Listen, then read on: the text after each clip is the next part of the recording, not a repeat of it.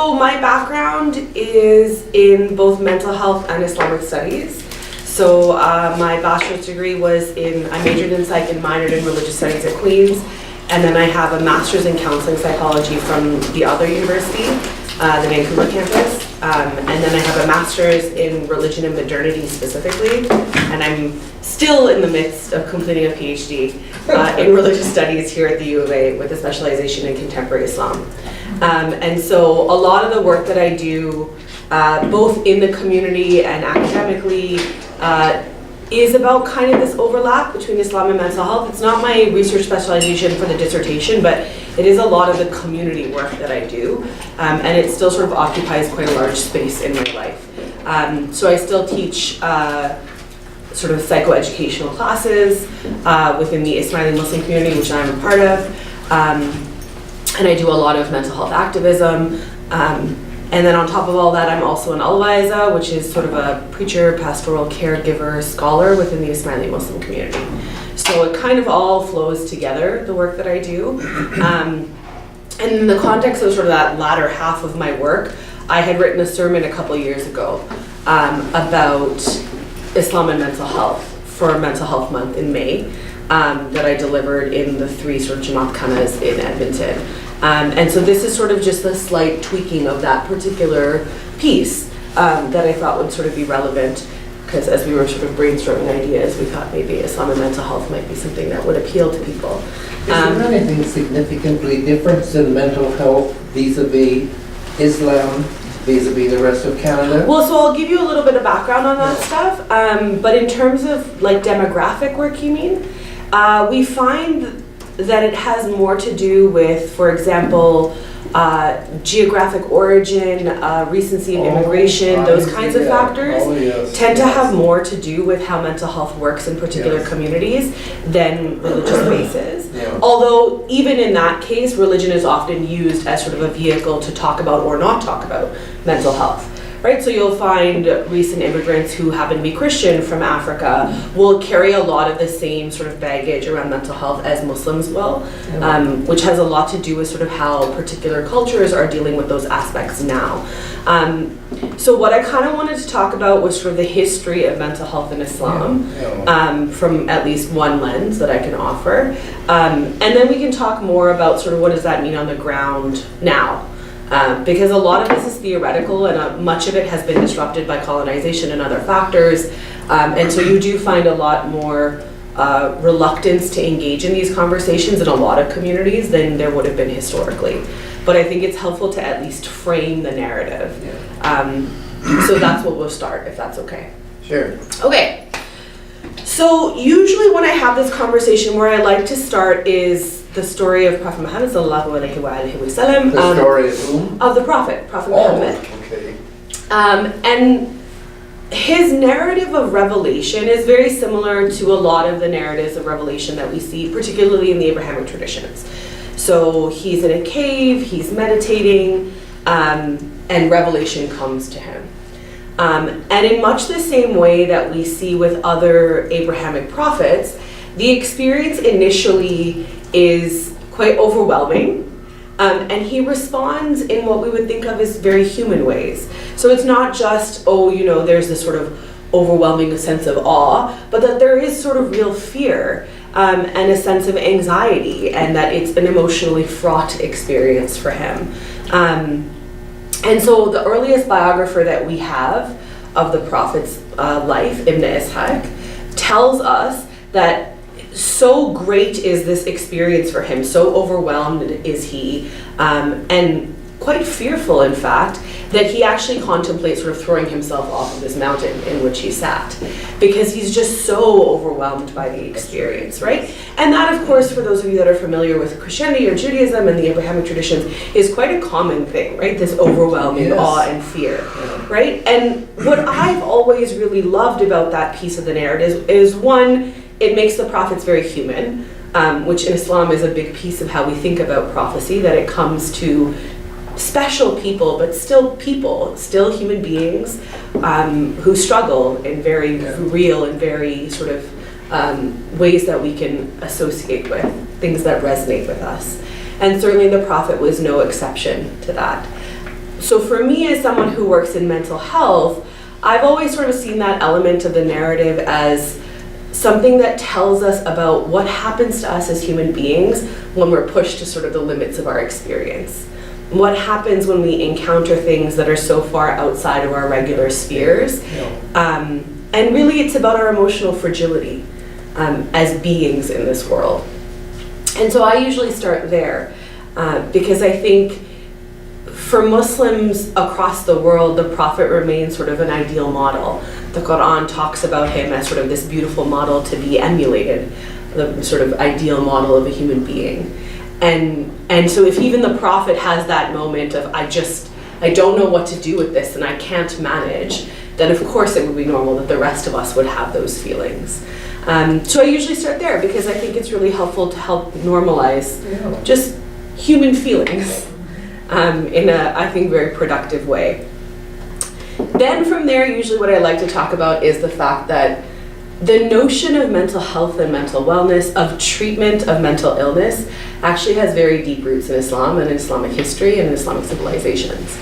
So the very first psychiatric wards and hospitals in the world that we know of, at least to date, were in fact founded by Muslims in Muslim empires.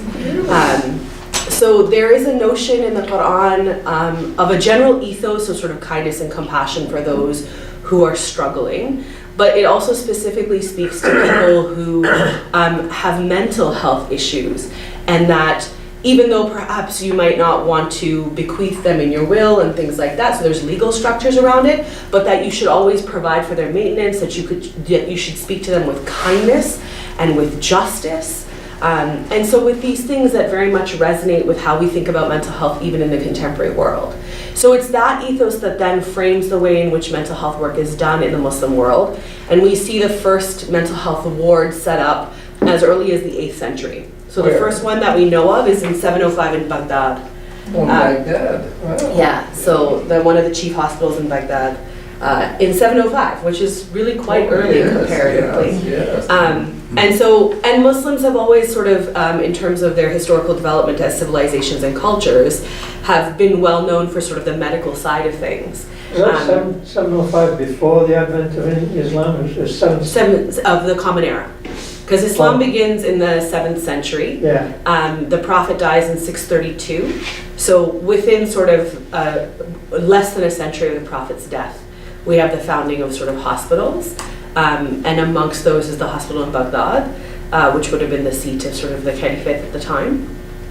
And in that hospital, there is a specific ward dedicated to mental health work and psychiatric, what we would now think of as psychiatric illness. And that hospital is still operating? No, that particular one probably isn't. Baghdad has gone through many changes over the centuries, but it did operate for a long time. And so in fact, we do have a series of scholars that speak about what I would now call psychology, which at the time in Muslim circles was called ilm al-nafs, which is the science or the knowledge of the self or of the soul. Yeah.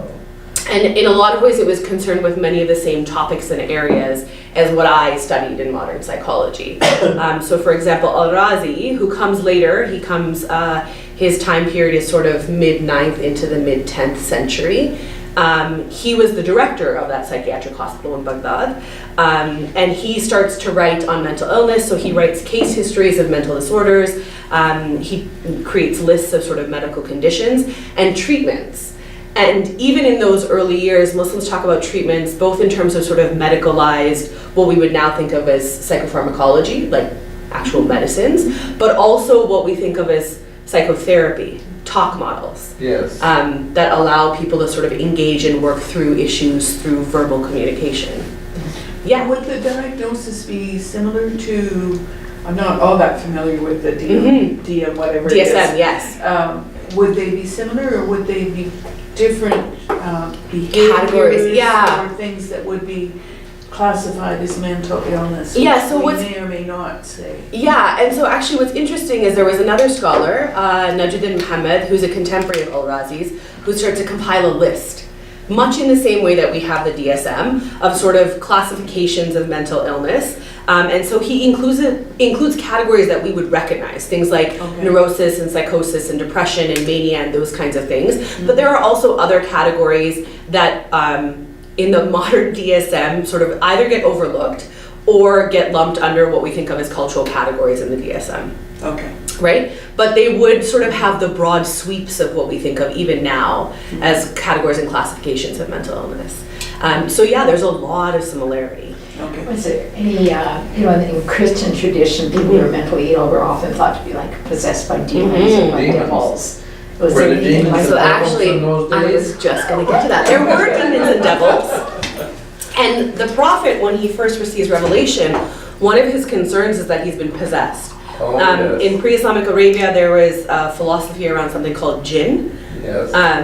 And Jinn are sort of these beings that can either be malevolent or good, and they're kind of sort of this liminal in-between category. And they could make you into a great poet, a great seer, but they could also make you lose your mind. And so he was quite concerned, actually, that prophecy was not prophecy, but it was possession.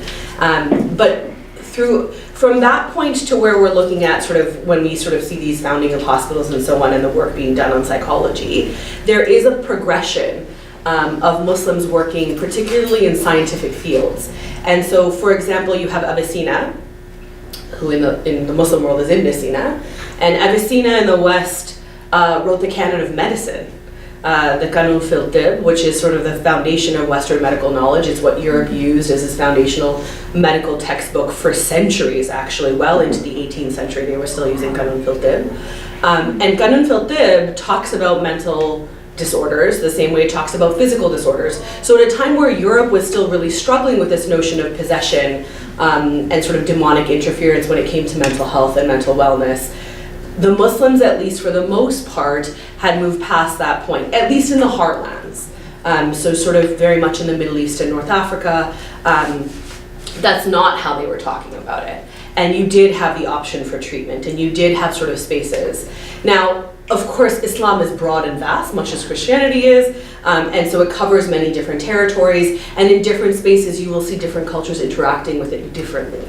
This is from a more sort of institutionalized perspective, and in terms of textual work and scholarly work and scientific work, that very much predates a lot of the ways in which we see that happening in the West. So I trained at the Adler School, and Adler was a contemporary of Freud and Jung, so it's sort of this triad of the original psychotherapists as we think of them in the European sense.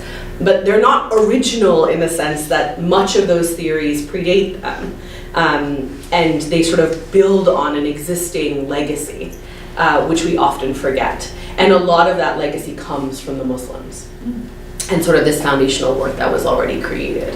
And so I think that's a really important thing to note, that even the way in which we think about health and wellness as a holistic perspective, that we sort of are trying to bring back in now, particularly in my field of study in psychology, this notion of holistic health and how do we approach it.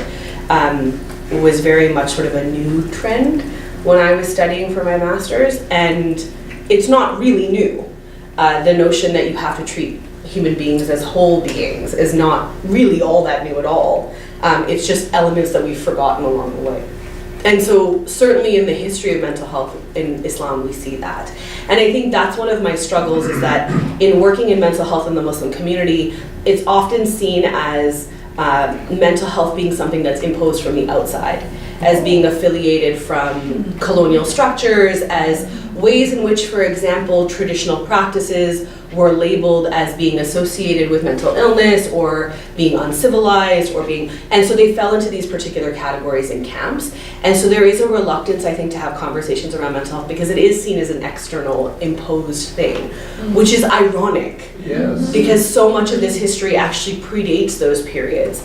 And there just isn't a strong understanding that actually, no, this is part of Islamic history, and there is good evidence to indicate that there is space for mental health in Islam, and there always has been. So for me, as an Ismaili Muslim, I then look to the ways in which the Ismaili imams, particularly sort of in the recent generations, have handled mental health in particular. So His Highness Sir Sultan Muhammad Shah, who was the previous Ismaili imam, spoke a lot about holistic health. And that was to be expected. He was very much a well-read man and very much in line with the trends of his time. So when we're looking at sort of 19th and 20th century, you're looking at sort of these perspectives on health that were really pushing for a broader perspective, a more scientifically grounded perspective. And he's really interesting because in his interviews he talks about well-being as being linked to all of the things that we think of as spiritual and mental and physical and emotional well-being.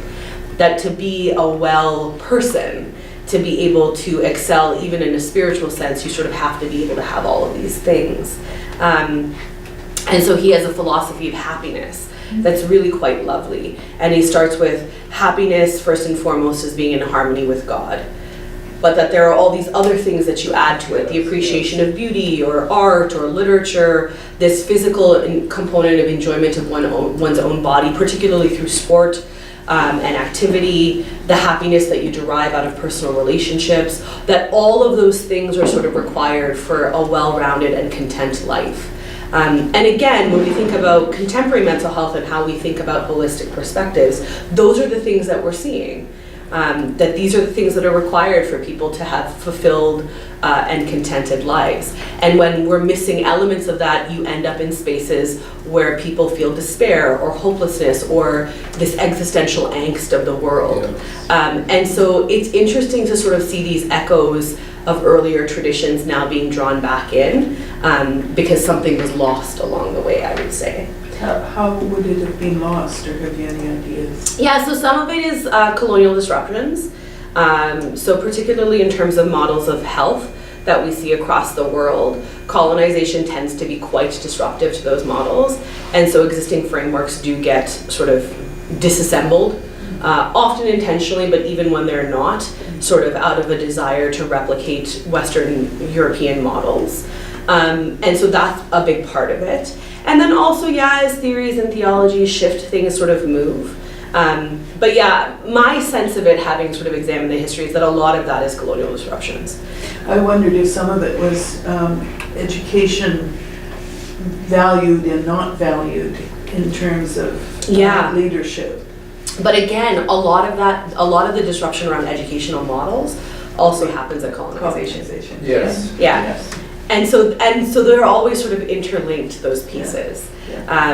And yeah, there is this sense that somewhere along the way things are lost, and that there is a need to sort of recover pieces that are missing.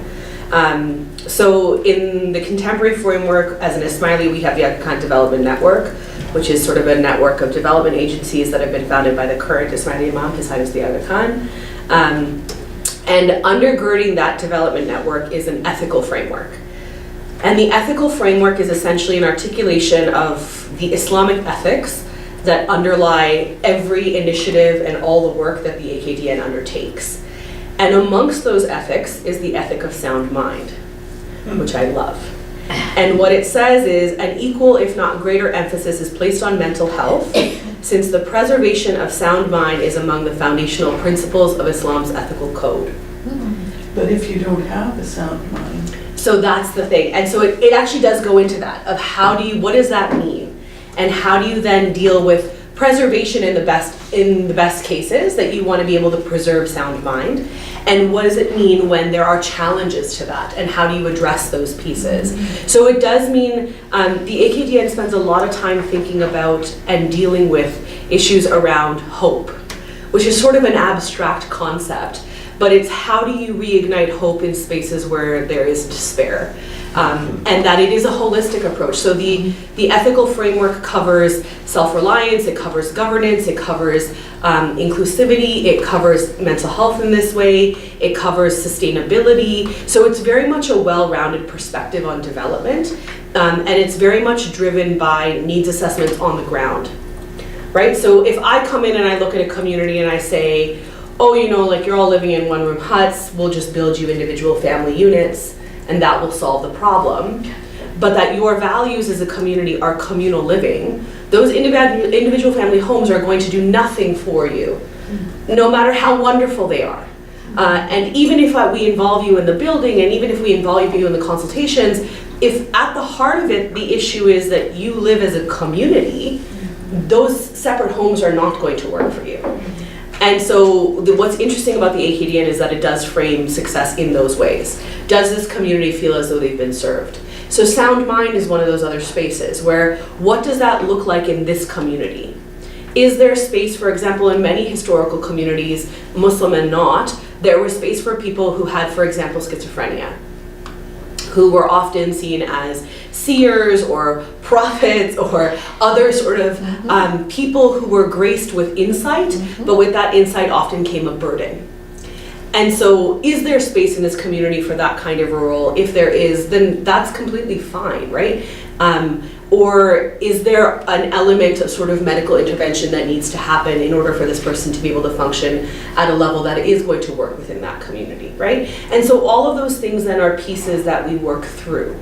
And it is interesting to see how that's treated then in a broad, holistic sense. But what I find interesting about the AKDN is that at least even in terms of a development agency, I've never seen anyone talk about mental health in this way, which I find fascinating. Because development agencies tend to talk about necessities, food and water and housing, and those things are important, but they're not framework pieces. That's the work that you do. It's not why you do it.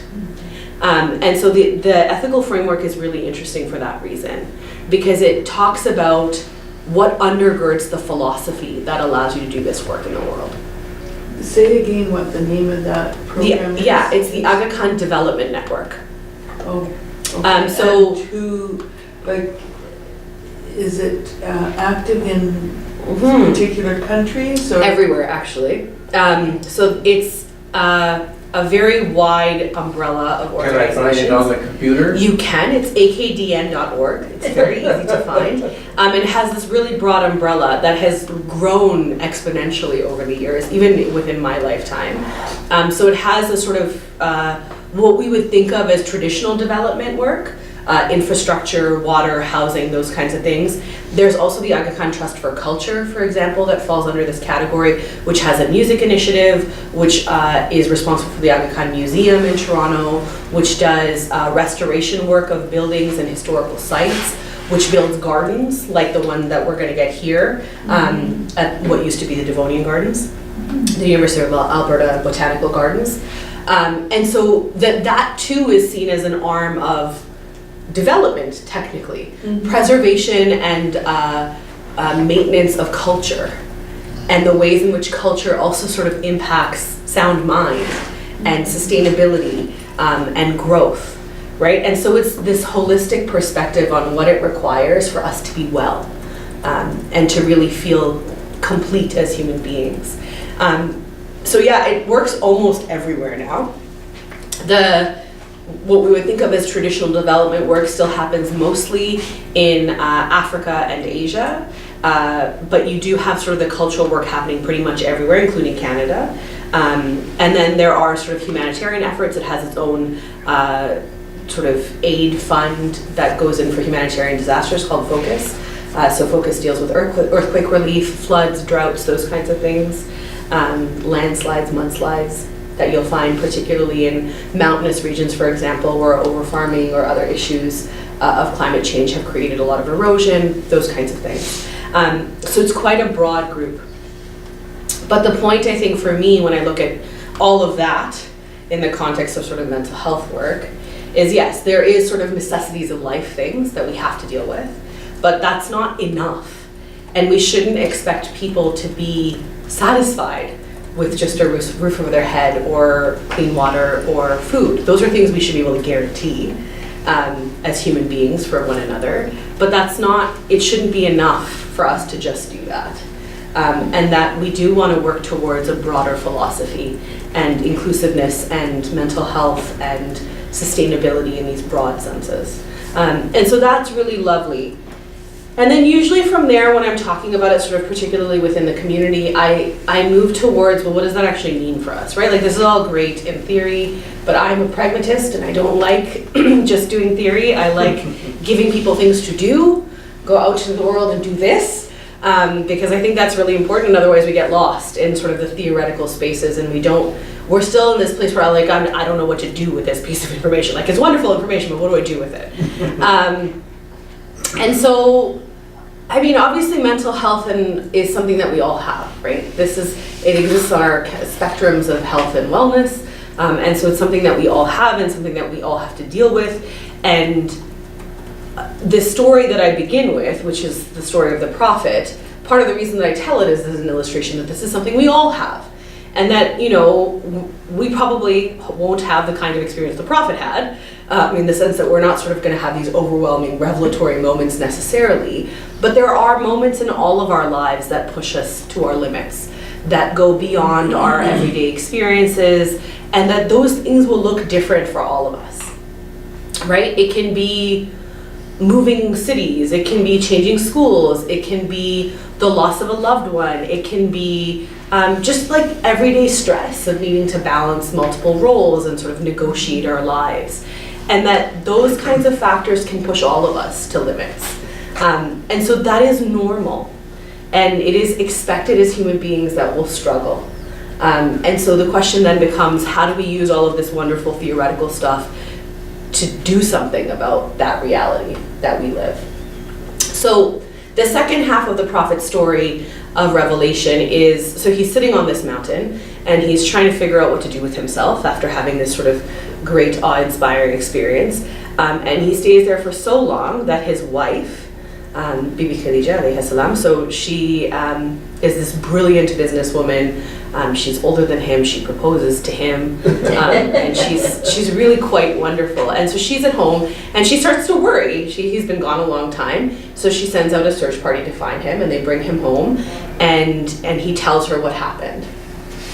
And he's shaking and he's terrified, and she sort of brings him to her, she lays his head on her lap, and she calms him down, and she reassures him, and she says, you know, you are just the kind of person that God would choose. Like, this makes complete sense to me, that you would be the one. And that I don't believe that you're possessed. I believe this is a true moment of revelation.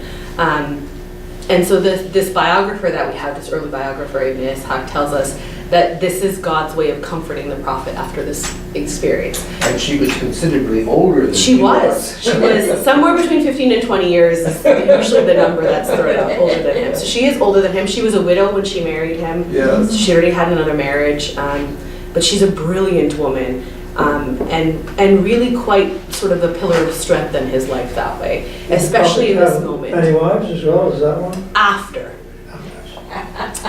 When Bibi Khadija was alive, she was the only one. She dies in a particularly difficult year for the Prophet, and it's before he moves from Mecca to Medina.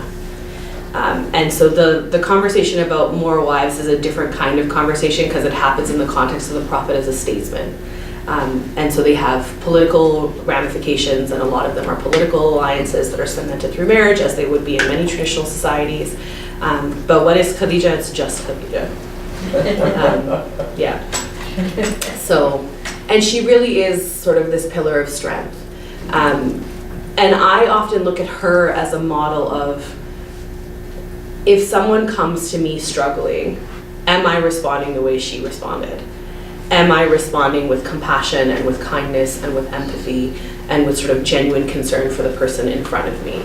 And I often, it's funny because when I say that to people, they're like, well, that sounds like a rather large burden to take on. Like, maybe Khadija was kind of a big deal, and that's true.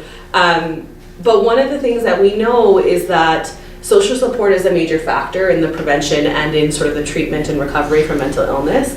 But we also know that disclosure of mental health issues tends to result in a loss of social support. It's the catch-22 of mental health work.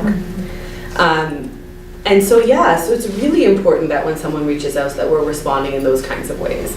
And that all of us know someone who's struggling, because our Canadian statistics are 1 out of 5, minimum Canadians, is struggling with a mental illness. So everybody knows somebody who could use that kind of help. And I think it does seem overwhelming to people, like, what would I do and how would I address this and how do I talk to someone? But it doesn't have to be terribly complicated. It really can just be like, how are you doing?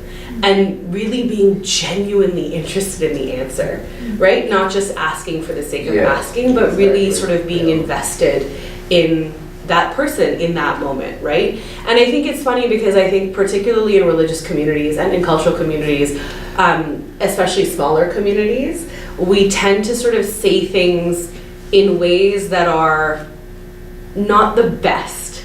Not out of malice, but just, we're just sort of so used to speaking to one another in particular kinds of ways, and things come out in ways that sometimes are hurtful. With the best of intentions, but they come out that way anyway. So, for example, when I go to Jamaat Khana, it's quite common for people to be like, well, I haven't seen you in so long, where have you been?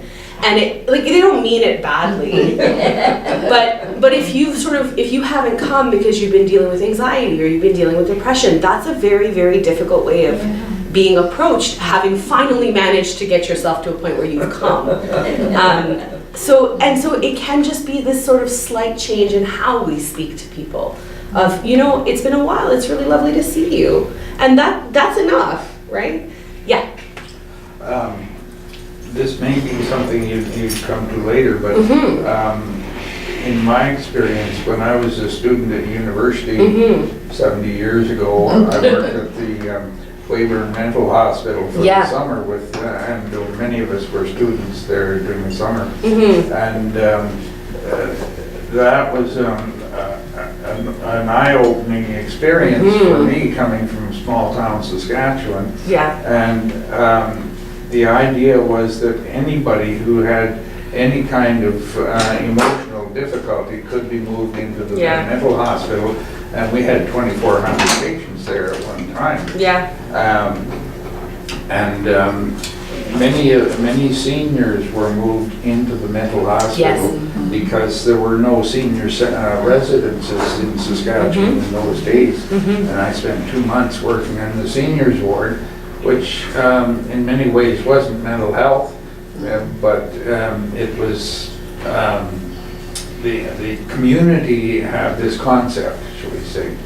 And I've wondered at times whether the Muslim community in Edmonton is really connected with the hospital out northeast. And I guess my experience is primarily hospital, because I visited there on a number of occasions. I visited Pinoka and so on, visited Battleford, and so I'm wondering, does the Muslim community have a sense of working with the community, not a religious community, but a secular community, for when people are hospitalized? Yeah, so I mean, this is one of those challenges that I've been having since beginning my work, like professionally in mental health. When I was training in Vancouver, I worked at an agency that worked with women and children who were survivors of abuse in the home. And they were women who were facing sort of multiple barriers. They had come in under spousal visas for the most part. They had language barriers. And so as soon as they left an abusive partner, they were without status in Canada.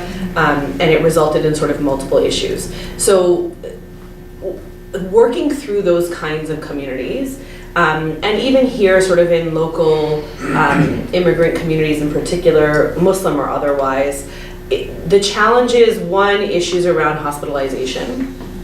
There's a lot of distrust in a lot of different communities from a lot of different places of institutions, for good reason. And so that's an ongoing struggle, so that's part of it. There's another part of it that has to do with sort of historical notions about taking care of one's own, that if a family member is ill, it is your responsibility to care for them. It's not the state's responsibility, it's not the government's responsibility, it's your responsibility. And again, that's true of Muslims, but also of other communities. And then there is stigma around mental health in particular. And that stigma exists across the board in Canadian society, and in societies, I would argue, globally.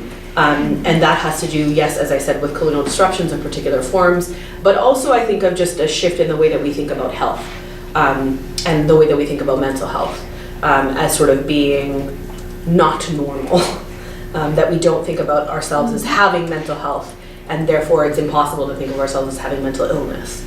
That just like you can catch a cold, and that is on the spectrum of health and wellness, a particular space, that mentally you can also sort of be not as well as you could be at 100%, but maybe not sort of on the far end of the spectrum. So hospitalization in our best case scenario should only happen when you're at a far end of a spectrum, just like it would for physical health, that you are ill enough that you need that kind of specialized care.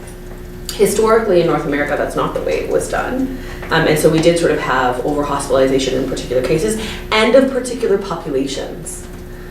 So when we look at, for example, the Indigenous community, when we look at elderly communities, when we look at women, there is an overabundance of hospitalization at particular periods in history in North America and in Europe.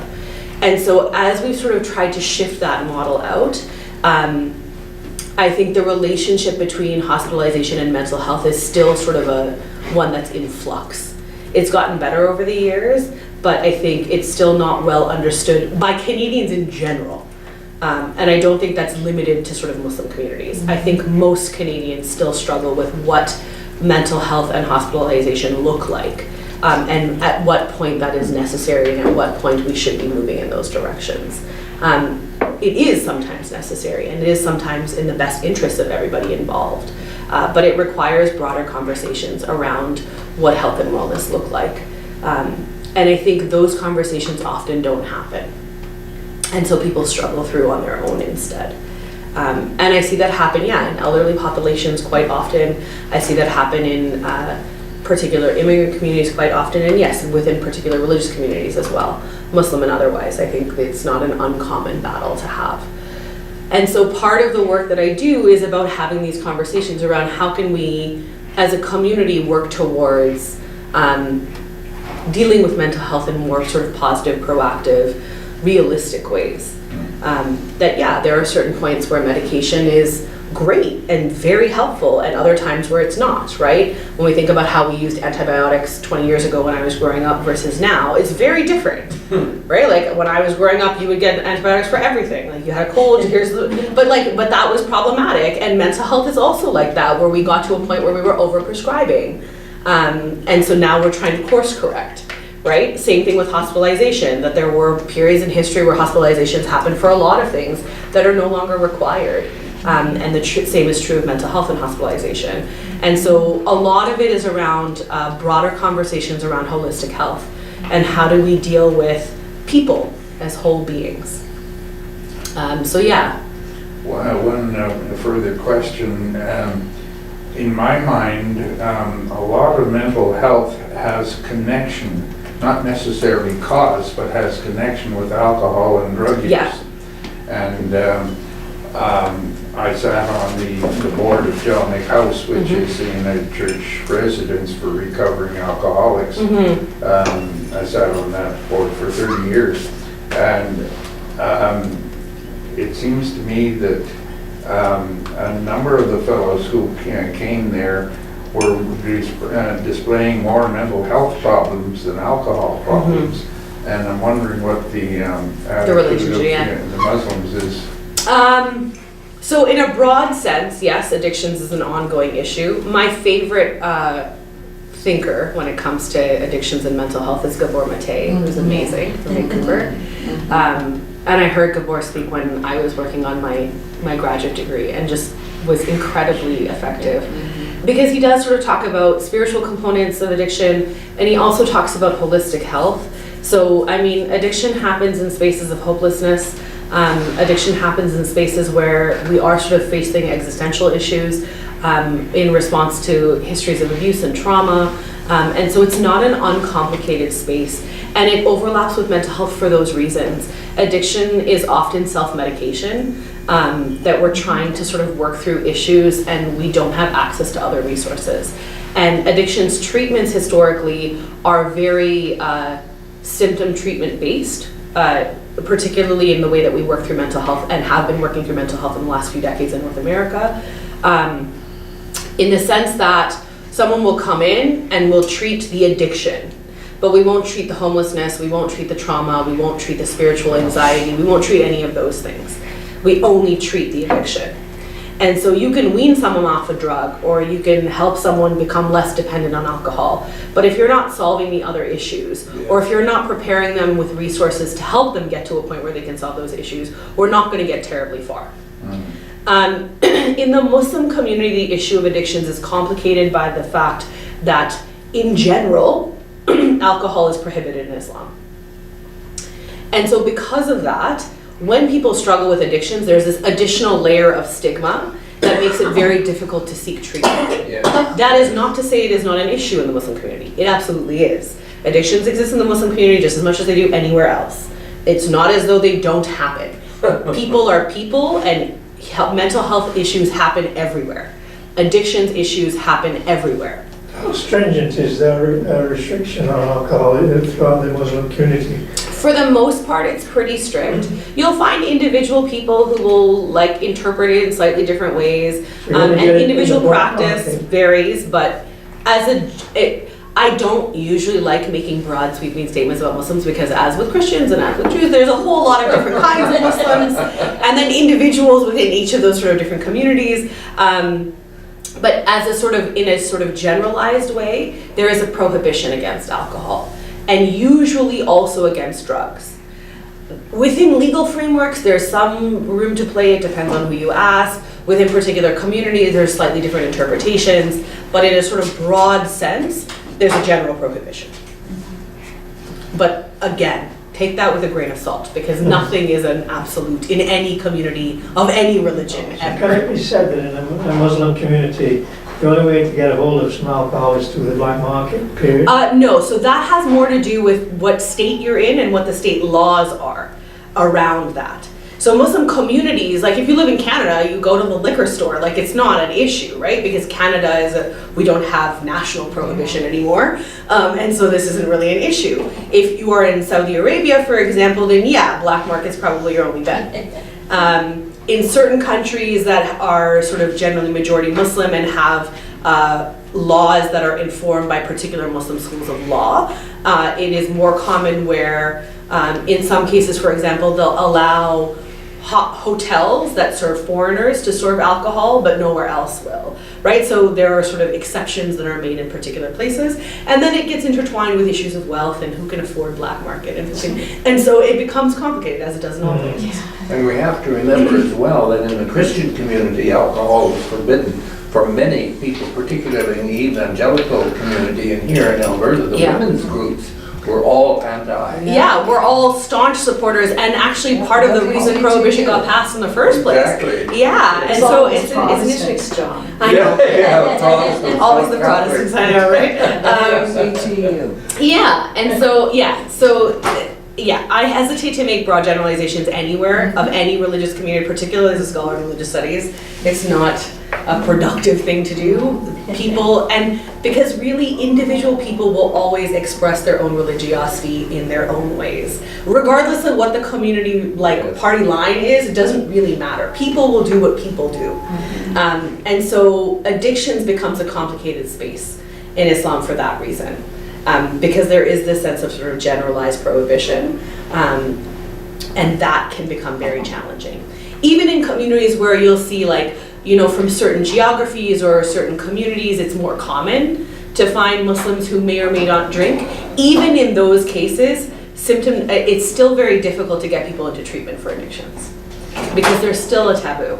Yes. Can I tell a quick story? Yeah. That Absolutely. in many ways relates to it. The Jalnik House is just a block west of the General Hospital, a big, really four-story house. And it was originally the home of Nellie McClung. Yes. And she's one of the pioneers of people, and she was one of the 5 women who went to Britain to get the vote for women in Canada. And long before it was Jalnik House, it was the residence of Nellie McClung and her husband, and they attended Wesley United Church, where I went 35 years later. But what really has struck me is her example in the community and what this should mean to the men who are dealing with alcoholism and drugs. And I have several books by Nellie McClung, And so when we had a graduation ceremony, when the fellow had completed his time of sobriety, they had a graduation dinner and everybody talked to him about their relationships. And I took books by Nellie McClung that they could read. But on the final time I went, about almost a year ago now, I had a book that was written in 1916. And the McClung family moved into this house in 1914. So I told the fellows that they should be very interested in this book because it was written in this very house, probably in this very room. And to me, she and the other 4 women are real examples for us in dealing with mental health as well as alcoholism and drugs. And sorry to take the time. No, and it's funny because I think so often, especially as like sort of a Muslim woman born and raised here, it's interesting for me because so many of these women that I admire have very complicated histories and they are brilliant in so many ways, but also terribly problematic in other ways. And so I always struggle now as an adult with these women who I really do adore, but who also have brilliant stances on some things and on other things just really fail. And so it's a battle, right? Awful. Yeah, and so, it's a struggle. But no, certainly I think there have been movements towards progressive views, what we would think of now as progressive views, I guess, around mental health. But that they're not progressive in the sense that they're not new. And I think that's what's important, is how are we leveraging traditions that exist within individual communities to allow space for conversations around mental health. And I think for me, that's always where I end up, because I work in so many different communities, and particularly now, as Indigenous rights and Indigenous issues have come to the forefront in Canada, finally, thank God, although not with a lot of success yet. But that's another space where I think there's a lot of great conversations to be had around existing resources within communities that can support mental health and wellness, that can support issues around addiction, that can really help people find light in spaces of darkness. And that imposed external structures are not going to do that for people in the same way as things that resonate with their own histories and their own narratives. And so that certainly, when I work in the Muslim community, is what I'm doing. I'm looking for things within this tradition that speak to people, that allow them to say, yes, I have this problem, or yes, I know someone who's struggling, or yes, I can be the person that helps this person in some way, or encourages them to get treatment for whatever it is they're dealing with. And so that, I think, is a particularly powerful tool. So what I wanted to leave you all with is one of my favorite verses of Quran. And it's actually sort of the tail end of the narrative that I started with. So after revelation comes to the prophet, there is a lull, a period in time where there is no prophecy, no new prophecy that comes. And he starts to get very concerned. He has a lot of anxiety around it. And when God finally speaks again, the words that he reveals are what we call Surah Duha. And they are still used by Muslims as a source of solace and hope. It's actually what's written on this necklace. It's one of my favorites. And so I'll read you the English translation, but I'm going to read it to you. And I still use it now as a way of helping Muslims think about what does it mean to leverage faith.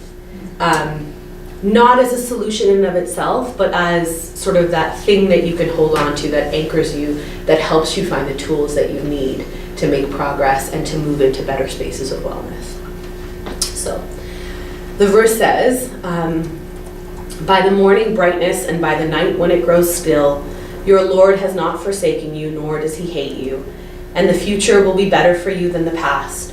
Your Lord is sure to give you so much that you will be well satisfied. It's a lot of message. Yes.